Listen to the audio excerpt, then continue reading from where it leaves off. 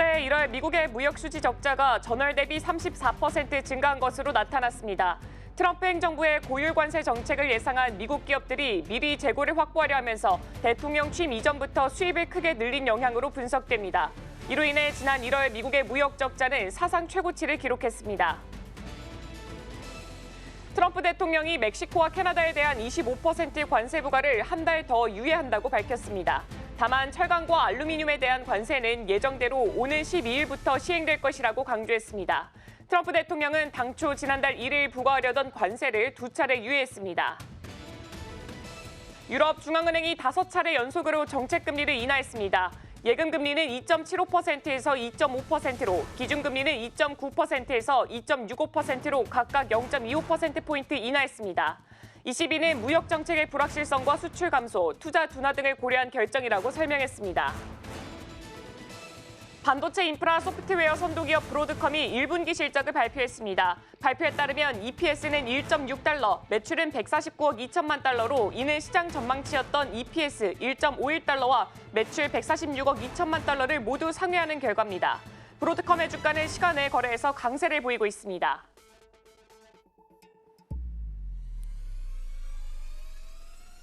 네, 간밤 뉴욕에서 있었던 일 쉽고 빠르게 전해드리겠습니다. 안녕하세요. 글로벌 증시와이드 진행의 오은비입니다. 트럼프 대통령이 멕시코와 캐나다에 부과하던 관세를 4월 2일까지 한 차례 더 유예하겠다고 밝혔습니다. 다만 오는 12일로 예정되어 있는 알루미늄과 철강에 대한 25% 관세는 그대로 진행하겠다고 덧붙였습니다. 트럼프 대통령의 이런 정책 기조와는 다르게 지금 미국의 지난 1월 무역 적자는 전월 대비했을 때 34% 증가하면서 사상 최고치를 기록했습니다. 네, 시장의 변동성 계속해서 이뤄지고 있습니다. 요즘 뉴스에 대한 피로감이 더 깊어지고 있는 요즘인데요. 뉴욕 증시 어제와는 상반된 흐름이 이어지고 있습니다. 자세한 마감 상황 살펴보도록 하겠습니다.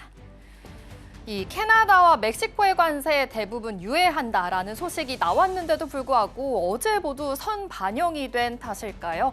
뉴욕 증시 3대 지수 모두 다 하락으로 마감했습니다. 기술주 중심의 나스닥 지수 2.6% 하락했고요. S&P 500 지수도 이 1.78%, 다우존스 역시도 0.99% 낙폭을 키우면서 하락을 했습니다. 내일 2월에 미국 고용 통계 발표가 있습니다. 시장의 변동을 또 한 번 크게 줄 만큼 중요한 지표니까요. 주목해 주시길 바라겠습니다.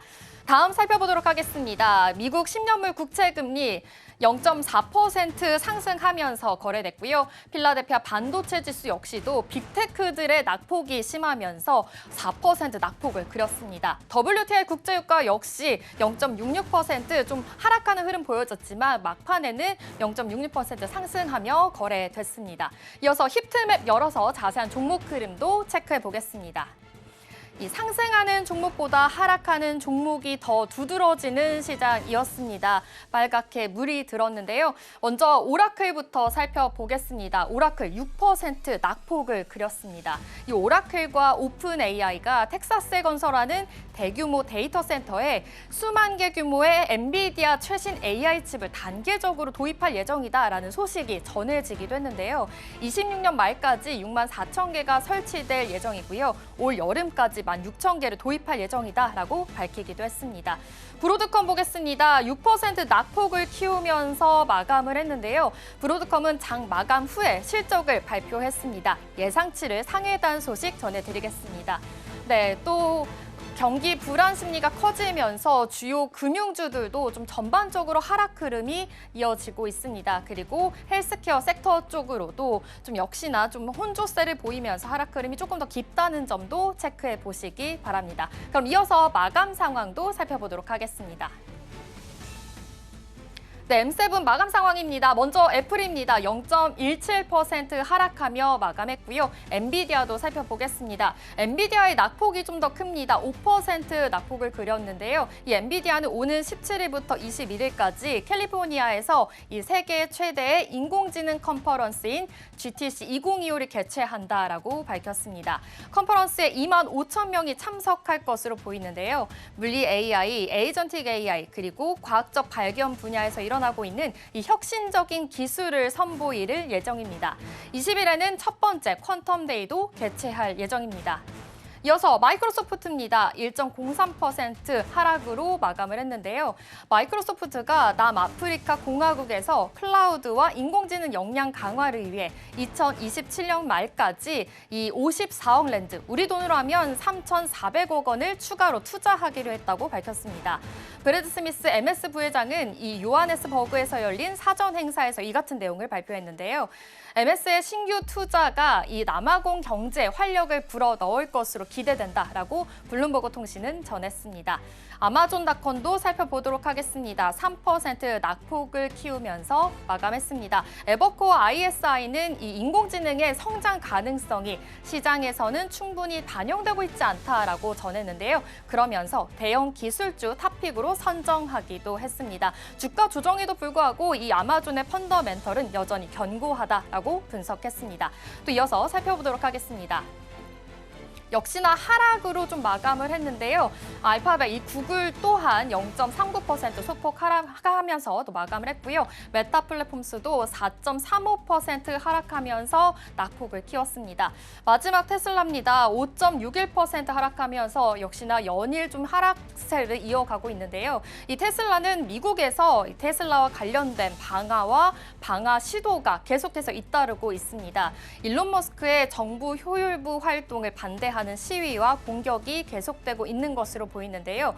유럽 등 세계 각지에 테슬라 판매 급감이 이어지면서 주가에는 하방 압력이 가해지고 있습니다.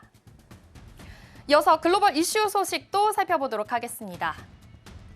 도널드 트럼프 미국 행정부가 관세 정책을 시행할 것으로 예상한 미 업체들이 미리 재고를 쌓아두자 트럼프 취임식 이전부터 수입을 대폭 늘리면서 지난 1월에 이 미국의 무역 적자가 사상 최고치를 기록했습니다. 미 상무부는 올해 1월 미국의 무역 수지 적자가 1,314억 달러로 전월 대비해서 333억 달러 증가했다고 밝혔습니다. 이 같은 적자 규모는 금액 기준으로 해서 사상 최대 규모라고 상무부는 설명했는데요. 지난 1월 20일에 취임한 트럼프 대통령이 취임 이전부터 무역 적자 해소를 위해서 관세 전쟁을 예고하면서 미 업체들이 앞당겨서 이 수입품 재고를 축적한 것으로 풀이됩니다. 2월 들어서도 관세 시행 전 재고 축적 목적의 수입 확대가 지속되고 있을 것으로 분석됐습니다. 트럼프 대통령이 현지 시간으로 6일 멕시코에서 수입되는 대부분의 상품에 대해서 25% 관세를 부과하는 것을 한 달간 유예하기로 했습니다. 트럼프 대통령은 전날 캐나다와 멕시코 무역협정에서 적용되는 이 자동차에 이어서 또 다른 상품에 대한 대멕시코 관세를 한시적으로 면제한다라고 발표했습니다. 트럼프 대통령은 멕시코 대통령과 통화를 한 뒤에 SNS 글을 통해 멕시코의 무역협정에 해당하는 모든 상품에 대한 관세를 요구하지 않는데 나는 동의했다라면서 이는 4월 2일까지 유효하다라고 말했습니다. 정부 효율부가 주도하는 연방 인력을 무더기 해고하면서 미국 기업의 2월 감원 계획이 팬데믹 시기인 2020년 이후에 최고치를 찍었습니다. 연방정부 17개 기관은 총 6만 2,042명을 줄일 예정인데요. 앤드루 챌린저는 이 행정부가 더 많은 근로자를 감축하려고 했지만 20만 명의 수습 직원을 해고하려는 명령은 이 연방 판사가 차단했다면서 얼마나 많은 근로자가 직책을 잃었는지는 알 수 없다라고 평가했습니다. 이 조치의 영향뿐만 아니라 취소된 정부 계약, 무역 전쟁에 대한 두려움, 그리고 파산으로 2월에 일자리 감축이 급증했다라고 설명했습니다. 데이터베이스 소프트웨어 제조업체인 몽고DB가 성장 둔화를 시사하는 약한 가이던스를 발표했습니다. 이 여파로 인해서 주가는 24% 이상 하락을 했습니다. 2022년 9월 이후 최악의 날을 맞이했는데요.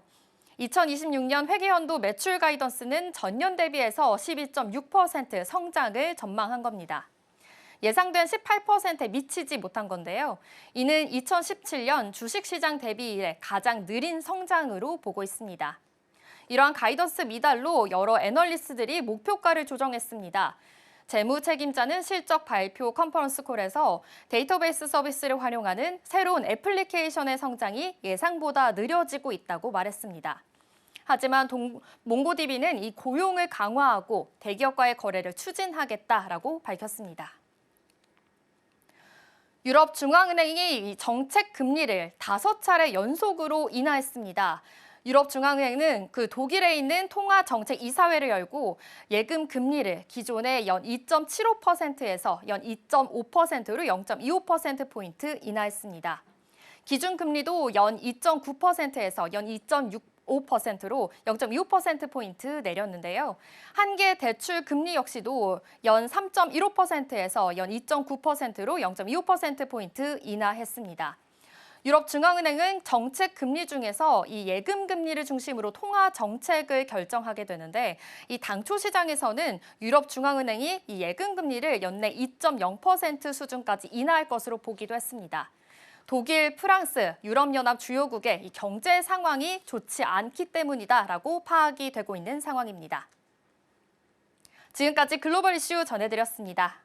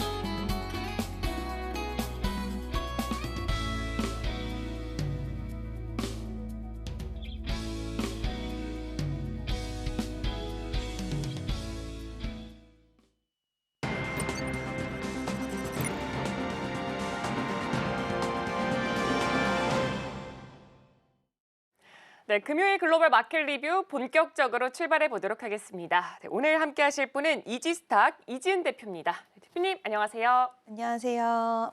네, 그럼 오늘 헤드라인부터 바로 열어보도록 하겠습니다. 네, 오늘의 헤드라인은 관세로 변동성이 확대되고 있는 지금 이 시점 과연 대응 방안을 어떻게 잡아야 될까? 이 부분에 대해서 함께 이야기 나눠보도록 하겠습니다. 사실 또 간밤에 다양한 이슈들이 있었습니다.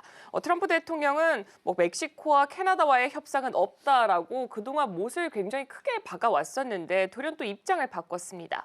어제 같은 경우에는 자동차 쪽에서 관세를 한 달 정도 유예를 하겠다라고 하면서 어제 뉴욕 증시 3대 지수가 1% 이상의 큰 상승폭을 보여줬는데 오늘 같은 경우에는 멕시코와 캐나다에 대해서 관세 자체를 4월 2일까지 유예를 하겠다라고 했음에도 불구하고 일단 간밤 뉴욕 증시 상황 봤더니 나스닥이 2.6%가량 빠지면서 하락세가 굉장히 크게 보였습니다. 오늘 시장은 어떻게 해석을 해봐야 될까요? 일단은 오늘 시장 해석을 한다라고 했을 때는 참 시장이 이제는 관세를 유예한다라고 해도 믿지 않는, 그러니까 약간 말 바꾸기가 너무 심하다 보니까 피로도도 많이 쌓였고 그에 이제 말에 좀 무게감을 많이 좀 잃지 않았나라고 생각을 하고 있고요. 일단 관세에 따른 경기 둔화에 대한 우려가 지속적으로 나오고 있고 또 지표 발표도 계속 엇갈리게 좀 나오고 있는 그런 상황입니다. 여기에 또 마벨이 실적 발표를 했는데 그에 따른 또 AI 관련돼서 기술주들을 끌어내리기도 했고요. 지금 11개 업종 중에 에너지를 제외한 10개 업종이 하락을 했고 또 지금 캐나다와 멕시코 관세 유예를 했지만 근본적인 해결책은 제시되지 않았고 또 언제 어떻게 말이 바뀔지 바뀔 수 있다라는 그런 불안감이 시장을 끌어올리기에는 굉장히 좀 부족했다라고 평가를 하고 있습니다. 투자자들의 심리 자체가 많이 위축이 됐고 물론 스태그플레이션에 대한 부분들이 가시화되지는 아직은 않을 수 있다라고는 하지만 시장을 바라보는 시장 참여자들은 스태그플레이션에 대한 우려 또한 좀 크게 받아들이고 있는 모습이고요. 어제 10년물 국채 금리가 또 한 번 약간의 반등을 했고 또 달러 인덱스 같은 경우에는 110까지 갔다가 트럼프 당선 후에 지금 103까지 떨어졌다가 104로 마감이 되었는데 이런 식으로 달러의 가치 또한 좀 떨어지고 있어서 시장에서는 굉장히 불안감을 좀 느끼고 있는 상황이다라고 생각을 할 수가 있을 것 같습니다. 일단 관세 정책 계속해서 말바꿈이 일어나고 있습니다. 그렇기 때문에 일단 시장에서는 피로도가 굉장히 높다라고 평가를 받고 있고요. 특히나 이 마벨 테크놀로지가 실적을 발표한 이후에 주가가 큰 폭의 하락세를 보였습니다. 오늘 같은 경우에는 지금 정규장에서 20% 가까이 빠졌었고요. 지금 그래도 애프터마켓에서는 1.5%가량 올라가고는 있지만 이 피로도가 계속해서 누적된 게 아무래도 간밤에 있었던 미증시 하락의 요인으로 꼽혀지는 것 같습니다. 엔비디아도 사실 어제 반등을 시도했습니다. 근데 사실 엔비디아를 봤을 때는 실적을 발표했을 때 굉장히 잘 나왔음에도 불구하고 주가가 굉장히 많이 빠지면서 이제 AI는 거품이 아닐까라는 우려감이 굉장히 컸었습니다. 그 와중에 오늘 브로드컴이 실적을 발표했는데 실적 잘 나왔고 가이던스도 시장 예상치보다 더 높게 나왔습니다. 그렇다면 이 결과 자체가 이 AI 반도체에 대한 모멘텀으로 또 작용이 될 수가 있을까요? 네, 이제 마벨의 실적을 보고 시장은 또 분위기가 좋지는 못했지만 지금 브로드컴 같은 경우에도 시간의 상승이 나오고 있는 부분들을 봤을 때는 시장은 좀 좋은 이슈를 기다리고 있지 않나라고 생각이 듭니다. 근데 그와 관련돼서 지금 브로드컴이 좋은 실적을 제시를 해줬고 특히 브로드컴 같은 경우에는 지금 에이직 반도체 시장에 대한 기대감을 좀 더 끌어올릴 수가 있는데 이제 시장은 또 다시 한번 엔비디아 측에서는 어떻게 해석될지 모르겠지만 엔비디아 역시 에이직 반도체 시장에 뛰어들기도 했고 또 이제 시장 자체가 앞으로 중국 시장을 본다 하더라도 비용을 좀 적게 들이고 효율적인 모델을 만들어내는 거에 앞으로 확실히 더 집중이 되겠다라는 부분들을 다시 한번 확인을 할 수가 있고 시장 참여자들도 그쪽으로의 이제 로드맵이라던가 그리고 그쪽으로의 AI 시장에 대해서 좀 투자를 하는 데 있어서 좀 자리를 잡지 않을까라고 생각을 하고 있고요. 일단 브로드컴의 실적이 다행히 잘 나오기는 해서 오늘 국내 시장이라던가 그리고 앞으로 AI 반도체 시장에 대한 추가 하락은 좀 멈출 수 있지 않을까라고 예측을 해볼 수 있을 것 같습니다. 네, 브로드컴 실적 우리 시간으로는 오늘 오전 6시 15분쯤에 발표가 됐습니다. 일단 매출액 같은 경우에는 149.2억 달러로 YOY 대비했을 때 25%가량, QOQ 대비했을 때도 6%가량 올라왔고 컨센도 상회를 했습니다. 가장 중요했던 게 가이던스가 아닐까 싶은데 일단 가이던스 같은 경우에는 149억 달러로 제시를 하게 되면서 YOY 대비했을 때도 19% 그리고 컨센보다도 상회하는 수치를 나타냈고요. 일단 지금 애프터마켓에서는 17%가량 아주 강한 상승세를 보여주고 있습니다. 이렇게 브로드컴의 실적이 잘 나오게 되면서 앞으로 이 AI 반도체에 대한 모멘텀이 한 번 더 작용할 수 있을 것이다라는 긍정적인 멘트까지 달아주셨습니다. 그렇다면 이제 중국으로 한번 넘어가 보도록 하겠습니다.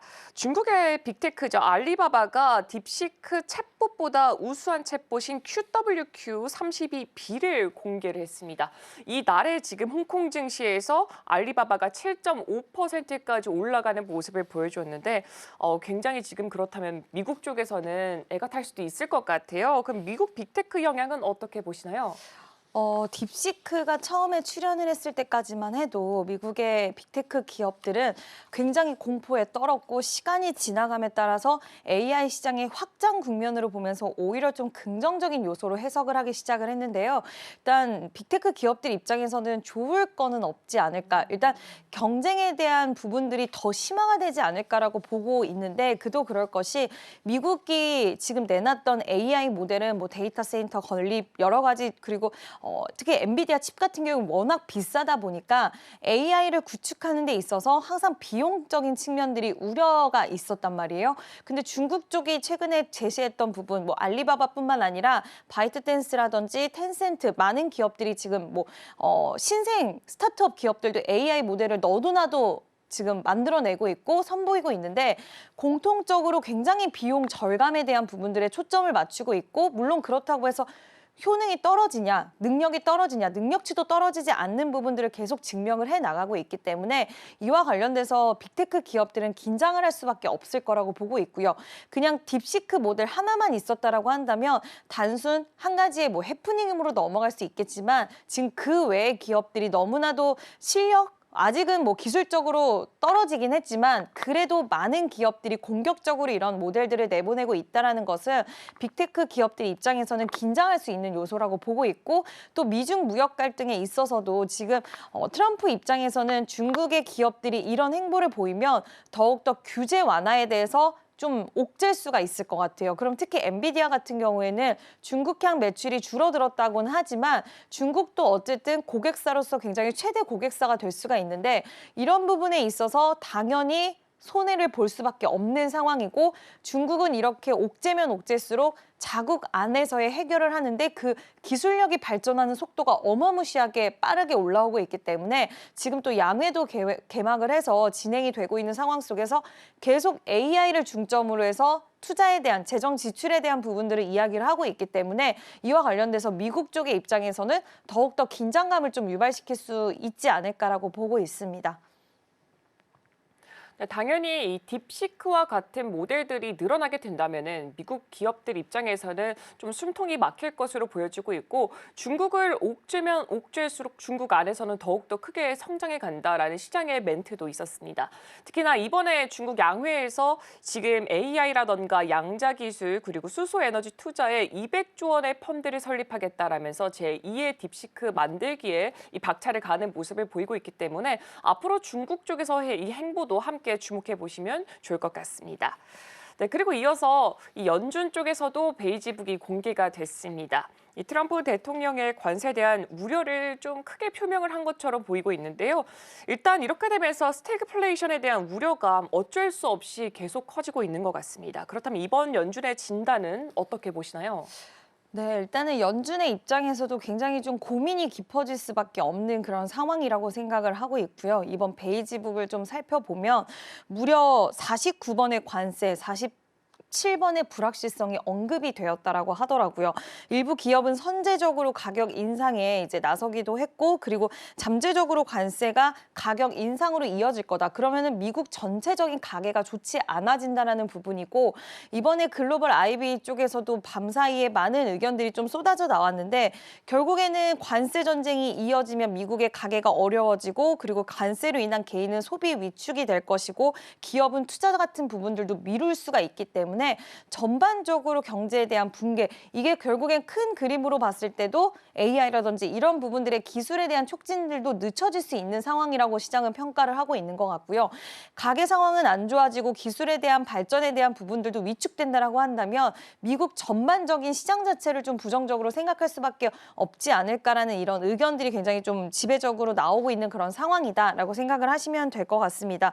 일단 2월 베이지북 총평을 좀 얘기를 드리면 경제활동 개선세에 대한 지속 그리고 관세의 영향으로 인한 물가 우려 확대 이렇게 좀 한 줄 평으로 정리가 되었는데 결국에는 우려 섞인 부분들 그리고 연준의 입장에서도 지금 이번에 이제 3월 18일, 19일에 회의를 열게 되는데 여기서 분명히 이제 금리 인하 쪽으로의 무게감이 좀 실리고 있는 상황이긴 하지만 여러 가지 지금 혼재된 부분들이 많이 있는 것 같아요. 관세에 대한 우려 때문에 인플레이션은 올라갈 수 있다. 근데 또 경기에 대한 그런 두다 시그널이 또 나오고 있는 상황에서 과연 연준이 앞으로 어떤 행보를 보일까에 대한 부분들은 좀 지켜봐야 될 것 같은데 이번에는 금리가 동결되긴 하겠지만 앞으로 또 여러 가지 좀 촉각을 곤두세워야 되고 결국에는 이게 촉각을 곤두세워야 된다는 건 불확실성이라는 이 단어로 정리할 수 있는데 주식 시장은 가장 싫어하는 게 불확실성이기 때문에 그와 관련돼서 지금 미국 시장은 굉장히 시장 자체가 혼조세를 보이고 있는 이유도 이 요인에서 좀 찾아볼 수 있지 않을까라고 생각을 하고 있습니다. 네, 일단 지금 베이지북을 봤을 때는 물가는 상승을 하고 이 시장에 있어서는 불확실성이 더 커질 수밖에 없다. 굉장히 좀 다소 시장에 대해서는 부정적인 코멘트들이 달리고 있고요. 특히나 말씀 주신 것처럼 주식시장에서 가장 싫어하는 단어가 바로 불확실성인 것 같습니다. 그래서 앞으로 우리가 좀 주목을 해봐야 될 거는 지금 연준의 행보가 아닐까 싶은데요.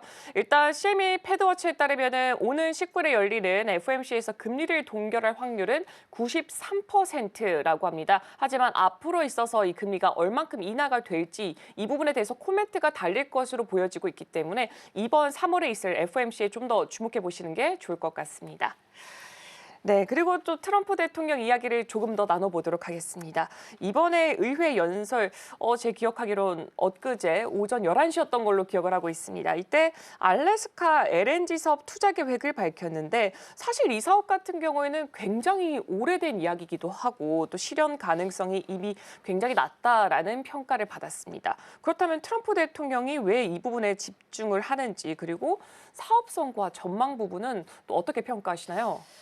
일단은 석유와 천연가스, 그러니까 화석연료는 우리는 이제 앞으로 더 밀겠다라고 이야기를 했어요. 바이든 정부와는 정말 현저히 좀 반대되는 입장을 보여주고 있는데 여기서 이런 스탠스를 가져가는 이유는 뭐 천연가스라든가 석유를 채굴을 해서 결국에는 수출 확대를 하고 그게 중동이라든지 러시아 쪽 지금 그들이 주도하고 있는 글로벌 화석연료에 대해서 우리가 주도권을 다시 뺏어오겠다라는 부분이 의지가 있다라고 볼 수가 있을 것 같고요. 그는 곧 제조업에 대한 부활, 예전에 제조업으로 굉장히 흥했지만 지금 제조업 쪽에서 미국은 굉장히 많이 떨어져 있는 상황이다 보니까 다시 한번 제조업을 부활시키고 그리고 뭐 인력에 대한 부분들, 이런 일자리에 대한 부분들을 창출시키고 또 에너지를 하락시켜서 인플레이션을 잡겠다라는 그의 여러 가지 의지가 좀 담아 있는 부분인데 한 가지 좀 봐야 되는 부분은 일단 이 알래스카 LNG 사업 같은 경우에는 1기 때도 진행을 하려고 했던 부분이었어요. 근데 그때 자금에 대한 문제라던가 이런 부분 때문에 중단이 되었고 바이든 행정부가 들어서면서는 환경에 대한 또 문제가 대두가 되면서 다시 한번 좀 중단이 됐던 부분인데 이게 다시 발발이 됐던 부분들은 뭐 에너지에 대한 패권이라든지 이런 것들을 가져오기 위한 트럼프 정부의 움직임도 있겠지만 지난달 미일 정상회담에서 이시바 총리가 트럼프에게 뭐 잘 보이려고 한 거겠죠. 알래스카 LNG 사업 프로젝트를 우리가 다시 한번 투자하겠다라고 이야기를 하면서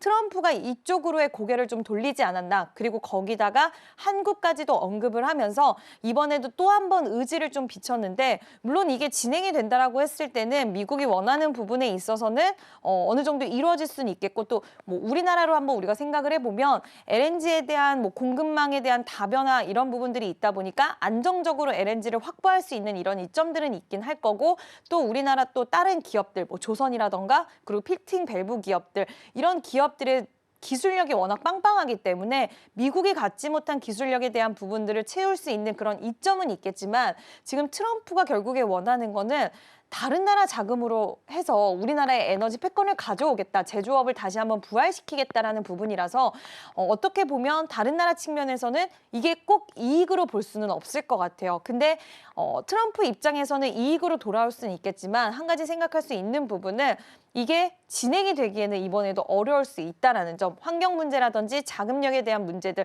물론 이거를 다른 나라로 돌리긴 했지만 자금에 대한 부분들을 지금 이게 과연 메이드 될지에 대한 부분들은 아직은 지켜봐야 된다. 하지만 미국이 결국 원하는 건 에너지 우위를 차지하고자 하는 부분과 에너지를 통해서 공급이 많아지면 결국에는 에너지 가격이 하락이 될 것이고 인플레이션을 잡는 데까지도 좀 생각을 하면서 큰 그림적인 측면으로 이야기는 하는 거지만 이게 막바지까지 될지는 아직까지는 해결해야 될 부분들도 많기 때문에 쉬운 사업은 아니에요. 굉장히 큰 규모의 사업이고 65조 정도가 추가가 되는 투자가 되는 사업이기 때문에 좀 지켜봐야 될 것 같습니다.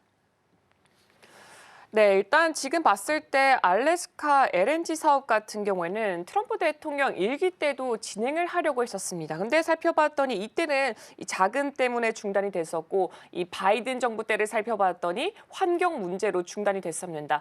근데 이제 2기가 됐을 때 미일 정상회담을 살펴봤더니 이제 알래스카 LNG 투자에 대해서 좀 우리가 투자를 하겠다라는 멘트가 나오게 되면서 긍정적인 시그널로 받아들이게 됐고요.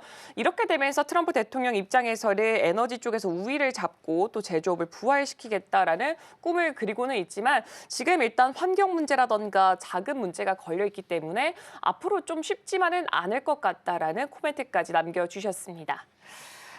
그리고 지금 살펴보면은 미국 같은 경우에는 지금 뭐 우려감이 굉장히 크게 존재하고 있지만 유럽 쪽에서는 분위기가 조금 다르게 보여지고 있습니다. 독일 같은 경우에 대규모 부양책으로 인해서 거기에 덧붙여가지고 트럼프 대통령의 관세가 또 협상이 될 수도 있겠다라는 기대감 때문에 유럽 증시에 좀 긍정적인 영향을 미치고 있습니다. 그렇다면 이 전반적으로 봤을 때 이 글로벌 경제와 증시에 미칠 영향이 궁금한데 또 간밤 보니까 ECB에서 금리까지 내렸더라고요. 어떤 영향이 있을까요? 네, 일단 금리를 내리기도 했고 지금 독일 같은 경우에는 재정 중칙에 대해서 완화를 하겠다. 그래서 역대급 돈풀기를 한다라고 이야기가 나왔습니다. 사실 시장에서는 이런 돈풀기 하면 유동성이 풍부해지고 결국엔 증시에는 우호적인 환경들이 마련이 되는데 뭐 어제 독일도 그렇고 프랑스도 그렇고 다 지수가 굉장히 좋은 모습들을 보여줬는데요. 일단 독일은 적극적으로 재정 지출에 대해서 우리가 확대를 하겠다라는 부분을 공공연하게 했고 그 부분에 대한 배경은 결국 미국 트럼프 정부가 우리는 지켜줄 수 없다라는 식의 스탠스를 보이고 있기 때문에 유럽 쪽에서 더욱더 똘똘 뭉치고 있고 또 그와 관련돼서 지금 자국 우선주의 정책이 크게 있다 보니까 우리끼리라도 좀 살자. 각자 도생 이런 부분들이 더 부각이 되었고 그와 관련돼서 지금 EU 안에는 또 상호 관세에 대한 이야기까지 나오다 보니까 결국에는 이런 선택지를 선택할 수밖에 없는 그런 환경들이 마련이 되고 있다라고 보고 있고요. 지금 독일 등 유럽의 돈풀기 정책은 논 US 모멘텀 강화에 좀 더 강하게 기여가 될 것 같고 이거는 뭐 지켜봐야 되는 부분이긴 하지만 이런 현상으로 계속 가다 보면 어떻게 보면은 지금 미국 쪽이 약간은 외딴섬이 될 수도 있겠다는 생각이 드는데 최근에 트럼프 정부의 스탠스를 보면 EU 쪽이라든지 이쪽에는 굉장히 강하게 이야기를 하고 있고요. 아시아 쪽에는 상대적으로 완화적인 스탠스를 보이고 있는데 아시아 쪽에는 완화된 스탠스를 보이면서 돈을 투자해라. 생산시설을 만들어라 이런 식으로 스탠스를 가져가고 있고 오히려 EU 쪽에는 굉장히 강하게 맞불 정책을 하면서 물론 뭐 관세 유예 이번에 멕시코, 캐나다 관세 유예 이야기가 나오긴 했지만 계속해서 좀 누르는 그런 모습들이 나오다 보니까 EU 쪽에서도 반발심, 자국을 우선주의로 하는 트럼프의 행정부에 더 이상 같이 가기보다는 우리는 우리끼리 좀 살아남겠다라는 이런 의지들이 좀 담겨 있지 않나라고 생각을 하고 있고요. 이러다 보니까 지금 중국 같은 경우에도 물론 아시아, 한국 그리고 일본에는 좀 우호적인 모습들을 보여주고 있긴 하지만 중국도 이번에 지금 양회 쪽의 내용들을 살펴보면 결국에 많은 패권 전쟁에서 우리가 우위를 차지하겠다라는 부분들이 나오는 거거든요. AI, 휴머노이드 로봇 이런 첨단 기술 쪽에 큰 돈을 투자한다는 건 중국 쪽은 지금 자본이 워낙 튼튼하고 인구도 많고요. 그리고 앞으로 이런 패권 전쟁에 있어서 그들이 돈을 많이 투자하면 이번에 딥시크 그리고 알리바바 이런 쪽에서 우리가 확인을 할 수 있었듯이 굉장히 단시간에 기술적인 부분들도 추월하는 그런 상황이기 때문에 지금 중국 쪽에서도 US를 배제하고 우리끼리 좀 더 기술적으로 패권을 가져갈 수 있는 부분들을 보여주고 있고 또 EU 쪽, 독일 쪽에서도 재정 지출이라던가 국방비 증액을 통해서 이런 움직임을 보이고 있다 보니까 오히려 다른 나라, 미국을 논하지 않는 다른 나라 쪽에서는 지수가 굉장히 좋은 반면에 미국 쪽은 굉장히 좀 고립되고 오히려 기술주 중심으로 해서 계속 좀 하락이 나오고 있지 않나라고 생각을 하고 있습니다. 네, 오히려 지금 봤더니 논 US 모멘텀 자체가 강화가 되면서 미국에서는 지수가 떨어지고 있지만 그 외의 증시들은 오히려 오르는 모습을 보여주고 있습니다. 지금 간밤에 끝났던 증시들 살펴보자면 프랑스가 0.29% 올라가고요. 독일이 1.47% 올라간 반면에 이 뉴욕 증시 3대 지수를 또 우후죽순 빠지는 모습을 보여주었고 또 모건 스탠리 쪽에서는 부양책이 독일 경제 성장률이 한 올해 0.2%포인트나 내년에 0.7%포인트 정도 끌어올리는 긍정적인 효과가 있다라고 하니까 이 미국이 원하는 바와는 조금 다르게 긍정적인 시그널로 해석이 되고 있는 것으로 보여지고 있습니다. 네, 그리고 지금 또 주말을 앞두고 있습니다. 벌써 또 주말인가 싶기도 한데요. 그렇다면 체크포인트와 다음 주에 우리가 좀 주목해야 될 것 그리고 전망과 전략 어떻게 세워봐야 될까요? 사실 주말 동안에 또 어떤 이야기가 나올지 예측을 할 수는 없는 것 같습니다. 지금도 캐나다에서 대미 보복관세에 대한 연기 하겠다, 대부분 연기하겠다라는 또 이야기가 속보로 뜨기도 했는데 계속해서 속보가 나오면서 시장 참여자들을 참 긴장하게 만들고 있어서 그의 입에서 또 어떤 이야기가 나올지에 대한 여부는 좀 지켜봐야 될 것 같고요.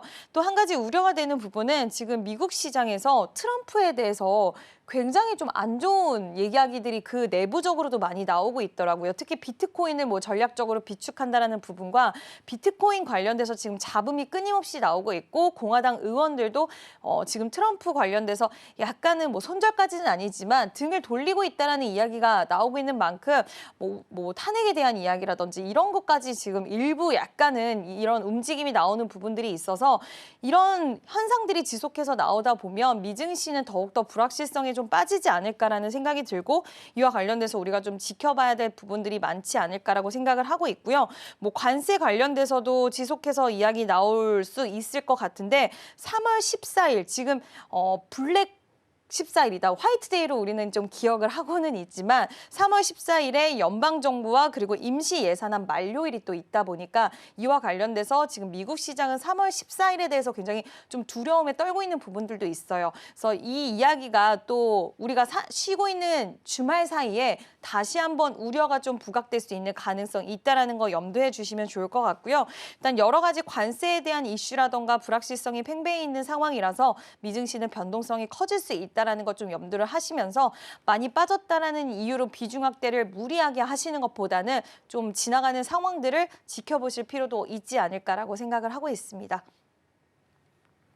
네, 아직까지 관세 이슈 그대로 있고요. 불확실성은 점차 증가하고 있기 때문에 앞으로 이 트럼프 대통령의 입에서 어떤 이야기들이 나오는지 조금 더 주목할 필요가 있는 것 같습니다.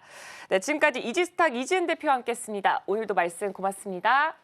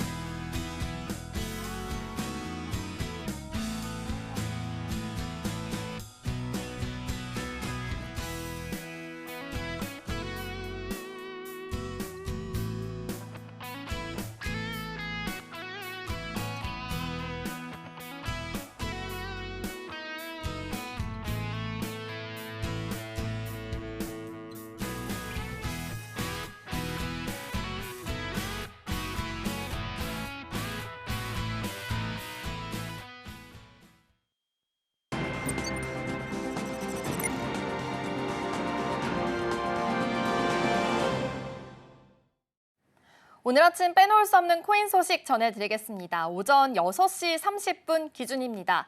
비트코인, 이더리움, XRP 모두 혼조세로 지나고 있습니다. 뉴욕 증시가 흔들리면서 변동성이 계속해서 나오고 있는 모습인데요. 먼저 비트코인입니다. 0.85% 하락하면서 89,000달러 선 지나고 있는데요. 9만 달러가 지금 깨진 모습입니다. 또 알트코인의 대장주 이더리움도 좀 보합권에서 등락을 반복을 하다가 0.69% 상승하면서 거래되고 있습니다. XRP 리플도 보겠습니다. 좀 상승하는 흐름이 좀 가장 좋습니다. 4% 상승하면서 지나고 있는데요. 이 SEC가 리플 소송을 철회하기로 했다라는 방침이 나오면서 이에 대한 기대감으로 계속해서 작용하고 있는 것으로 보입니다. 앤서니 전 백악관 공보국장은 인터뷰에서 이같이 밝혔는데요. 최근 SEC가 이 여러 암호화폐 기업을 상대로 한 소송을 잇따라 취하하면서 리플 소송도 같은 경로로 따를 수 있다라는 분석이 나오고 있습니다. 그럼 주요 알트코인 가운데 시장이 관심을 많이 받고 있는 8개 코인도 살펴보겠습니다. 먼저 솔라나입니다. 1.58% 하락하면서 지나고 있는데요. 탈중앙화 거래소 거래량이 밈 코인 몰락에도 불구하고 여전히 이더리움 생태계와 경쟁 구도를 유지하고 있다라고 분석했습니다. 보고서에 따르면 3월 이 솔라나 기반 덱스의 이 점유율은 30% 수준으로 40%를 기록하고 있다는 이더리움 기반의 이 덱스와 비슷한 수준을 유지하고 있다라고 밝혔습니다. 도지코인도 살펴보겠습니다. 1.67% 2% 하락하면서 지나고 있고요. 또 에이다 카르다노는 6% 낙폭을 좀 기록했습니다. 이 카르다노 블록체인 창립자인 이 찰스 홀스킨스가 현지 시간으로 오는 7일에 백악관에서 개최 예정인 크립토 서밋에 초대되지 않은 것으로 드러났습니다. 이 앞서 에이다도 국가의 암호화폐 준비금에 포함될 것이다라고 발표한 바가 있었는데요. 백악관 관계자는 카르다노 측이 이 정책에 영향을 미치려는 활동에 전혀 관여하지 않고 있다라고 밝혔고요. 이번 서밋에도 초대되지 않았다라고 전했습니다. 이어서 체인링크도 살펴보겠습니다. 체인링크는 좀 2% 상승하는 흐름으로 지나고 있는데요. 온체인 데이터에 따르면 체인링크의 롱숏 비율이 월간 최고 수준에 도달했다라고 밝혔고요. 펀딩 비율도 긍정적으로 유지되고 있어서 추가 상승 가능성이 제시된다라고 밝혔습니다. 또 이어서 살펴보겠습니다. 수익코인입니다. 소폭 상승하며 지나고 있습니다. 0.95% 상승했는데요. 이 도널드 트럼프 미국 대통령의 일가의 이 암호화폐 기업 월드 리버티 파이낸셜이 수의와 협력 체계를 강화한다라는 소식이 나왔습니다. 수의는 이번 파트너십의 일환으로 인해서 월드 리버티 파이낸셜은 이 수의를 전략적 토큰 준비금에 포함시킨다라고 밝힌 건데요. 이 기업이 수의를 대규모로 사들일 수 있다라는 뜻으로 해석할 수 있습니다. 이어서 아발란체도 보겠습니다. 아발란체는 2.9% 하락폭을 키우고 있습니다. 이 아발란체의 활성 지갑수가 그래도 140% 증가했다라는 뉴스가 나오기도 했었는데요. 좀 일주일 전에 비하면 15만 개와 비교했을 때 큰 폭으로 증가한 수치다라는 점도 파악해 보시기 바랍니다. 스텔라 루멘입니다. 0.74% 하락하면서 지나고 있고요. 이어서 시바이누도 0.4% 하락하면서 거래되고 있습니다. 네, 이어서 빼놓을 수 없는 암호화폐 이슈 소식 전해드립니다. 트럼프 전략자산 암호화폐 준비금이 비트코인 위주로 전면 재조정됩니다. 비트코인의 편입 비율이 크게 높아지고 있는 것으로 보이는데요. 리플과 솔라나, 카르다노, 이더리움 알트코인의 트럼프 전략자산 암호화폐 준비금 비중은 대폭 축소되는 것으로 보입니다. 미국 상무장관 하워드 루트릭이 이 미국 암호화폐 준비금 계획에 이 비트코인이 다른 암호화폐와 차별화된 대우를 받을 것으로 밝힙니다. 특히 오는 이 백악관 암호화폐 정상회의에서 비트코인의 보안성과 유동성, 검열 저항성을 강조하는 이 정책적인 변화가 있을지 주목이 됩니다. 또한 암호화폐 규제에 대한 이 트럼프 정부에 대해서 비전도 발표되는데요. AI 암호화폐 정책 책임자인 데이비드 스택스가 이 회의를 주재하면서 25명의 암호화폐 업계 주요 인사와 대통령 디지털 자산 실무 그룹의 관계자들이 참석합니다. 네, 지금까지 코인 이슈에 대해서 전해드렸습니다.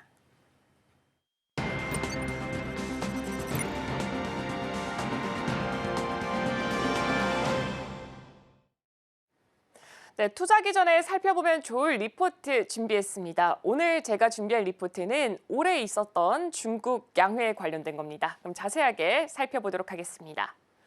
일단 중국 양회 과연 지금까지 어떤 코멘트들이 나왔나 한번 정리를 해봤습니다. 일단 중국 양회가 어떤 건지부터 살펴봐야 될 것 같은데요. 이 중국에서 매년 3월마다 개최가 되는 전인대와 정협을 통칭하고 있고요. 이 중국 정부의 주요 정책 방향을 결정하는 아주 중요한 연례 행사라고 꼽혀지고 있습니다.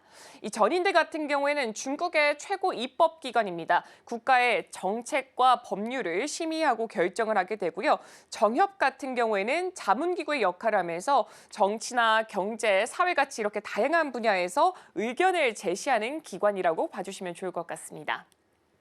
그럼 가장 먼저 경제 성장률 어떤 이야기 나왔는지 살펴보도록 하겠습니다.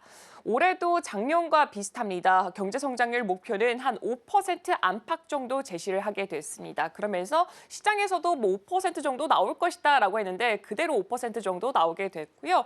일단 이 5%를 왜 이렇게 집착을 할까 또 살펴봤더니 지금 2035년 향후 10년까지 1인당 GDP가 2.5만에서 이 3만 달러를 달성하기 위해서 가장 필수 성장률을 생각해 봤을 때 그게 바로 5%가 되는 겁니다. 근데 여기서 다만 간과할 점이 있습니다. 미국의 관세 부과의 영향으로 있어서 이 수출 쪽에서 좀 타격이 있을 수도 있기 때문에 목표 달성 쪽에서는 아무래도 난이도가 확실히 올라갈 수밖에 없는 상황이 연출될 것으로 보여지고 있습니다.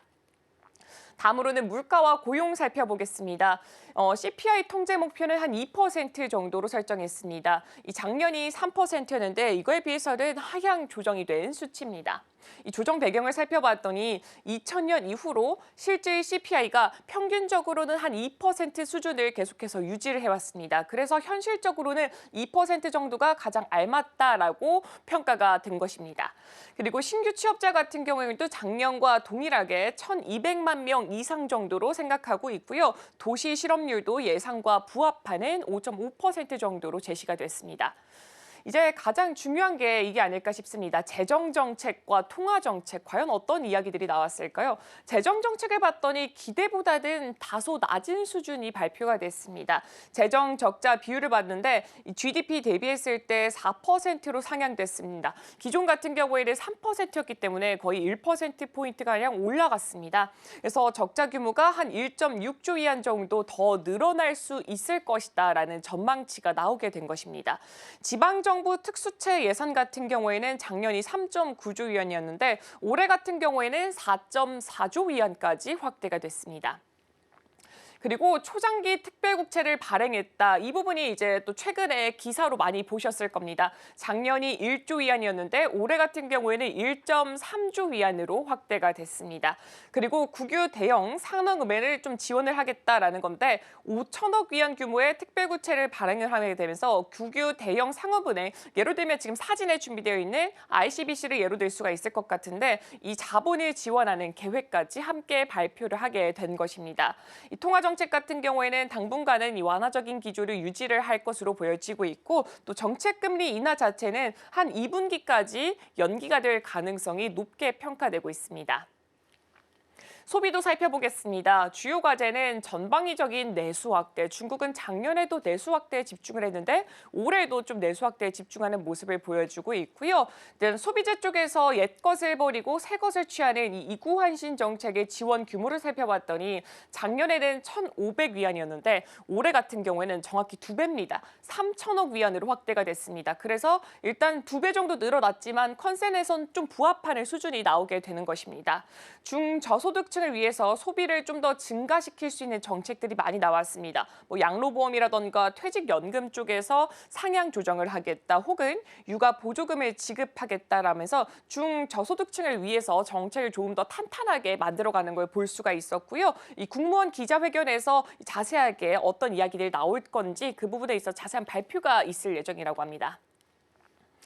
부동산과 증시, 산업 정책을 살펴봤을 때 부동산 부양책 같은 경우 추후 공개가 된다라고 하고 있고요. 산업에서는 당연히 신흥과 미래 산업의 육성을 강화하면서 AI 플러스 정책을 발표를 하게 됐습니다. 자세한 이야기는 잠시 후에 또 준비가 되어 있고요. 또 미래 산업 쪽 봤더니 당연히 우주항공이라던가 저공경제, 바이오, 양자역학, 6G 등 이런 부분에 있어서 지원을 더 확대를 하겠다라고 했습니다.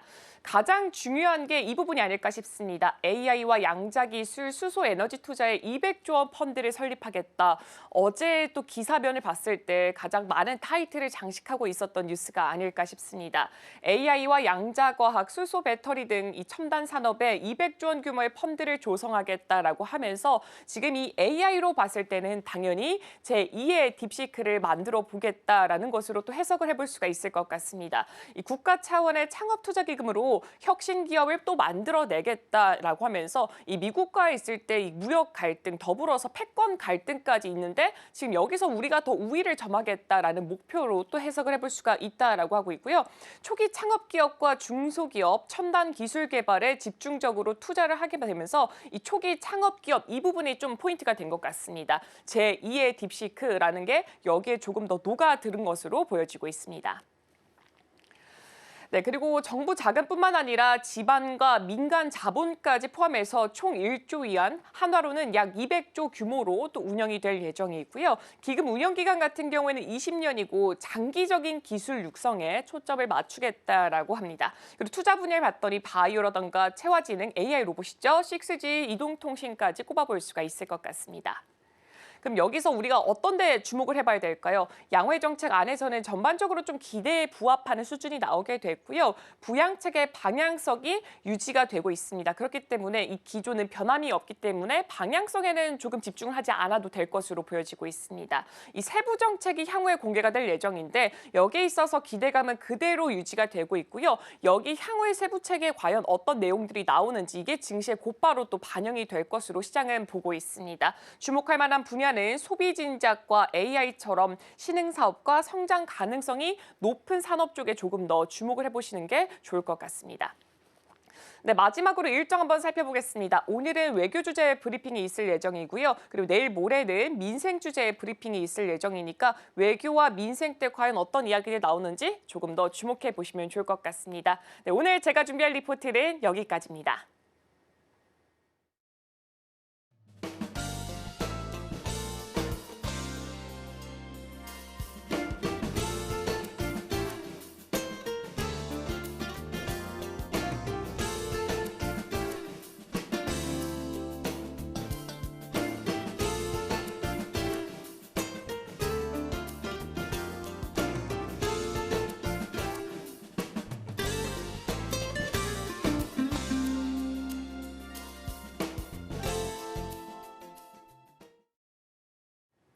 네, 오늘 글로벌 증시 와이드가 준비한 소식은 여기까지입니다. 우리 방송에서 제공하는 정보는 투자 판단에 대한 참고 자료일 뿐 해당 종목의 가치 혹은 상승과 하락을 보장하진 않습니다. 저는 잠시 후 출발 증시 와이드로 돌아오도록 하겠습니다. 오늘도 시청해주셔서 정말 고맙습니다.